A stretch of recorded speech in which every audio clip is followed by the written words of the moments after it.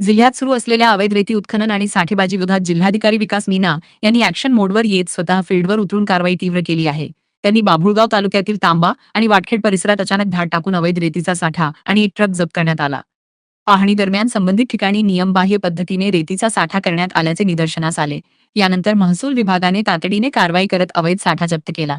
तसेच रेती वाहतुकीसाठी वापरण्यात येणारा एक ट्रकही ताब्यात घेण्यात आला आहे. यावेळी जिल्हाधिकारी विकास मीना यांनी अवैध रेती उत्खनन आणि वाहतुकीकडे दुर्लक्ष करणाऱ्या संबंधित अधिकाऱ्यांना कठोर शब्दांत इशारा दिला. तालुका स्तरावरील तहसीलदार आणि पोलीस अधिकाऱ्यांनी आपल्या कार्यक्षेत्रात प्रभावी नियंत्रण ठेवावे, अन्यथा जबाबदार अधिकाऱ्यांवरही कारवाई करण्यात येईल, असे त्यांनी स्पष्ट केले.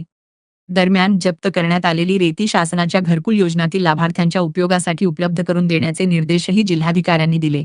यामुळे गरीब आणि गरजू कुटुंबांच्या घरबांधणीस मदत होणार असून जप्त मालमत्तेचा समाजहितासाठी उपयोग होणार आहे.